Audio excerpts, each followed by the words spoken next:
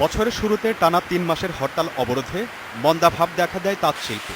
রাজনৈতিক অস্থিরতা কেটে গেলে মন্দাভাব থাকবে না, এমনটাই প্রত্যাশা করেছিলেন কারখানার মালিকরা। অস্থিরতা দূর হলেও কাটেনি মন্দাভাব।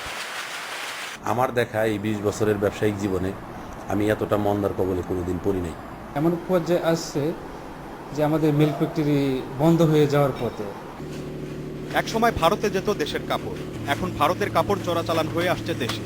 দেশীয় কাপড়ের চাহিদা কমায় কখনো কখনো বেচতে হচ্ছে লোকসানে।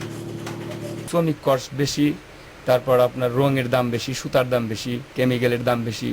আগে আমরা যে কাপড় ভালোভাবে বেচছি এই কাপড়গুলো ভারতে চলে গেছে, আর বর্তমান ভারত থেকে বাংলাদেশে আসতেছে, যার জন্য এই কাপড় আমাদের চলতেছে না।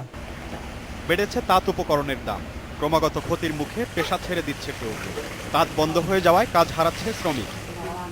মহাজন কাপড় উৎপাদন করে ধরে রাখতেছে, বেচা কেনা নাই, মহাজন তেনা দিতে পারতেছে না, আর আমাদেরও কামাই কমে গেছে। মহাজন কাজও দিতে পারে না, বিলও দিতে পারে না।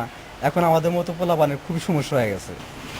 রোজার আগে কারখানায় থাকার কথা ব্যস্ততা, এবার তার নমুনা নেই কারখানাগুলোতে। সামনে রোজা, আমাদের এই ব্যবসার সিস্টেম হলে রোজার আগে আমাদের সেল হয়, কিন্তু এখন আমাদের অন্যান্য বছরের মতো সেল হচ্ছে না। এই সময় বাজার থাকার কথা চাঙ্গা, ঠিক আছে। এখন বর্তমানে মনে করেন বাজারের পরিস্থিতি খুবই খারাপ। কাপড় নিলে মনে করেন কাপড় কেউ নিতে চায় না। ঈদে কোনোভাবেই যেন কাপড় চোরাচালান হয়ে আসতে না পারে, সেদিকে নজরদারি করার দাবি জানিয়েছেন তাঁত মালিকরা। জহুরুল ইসলাম।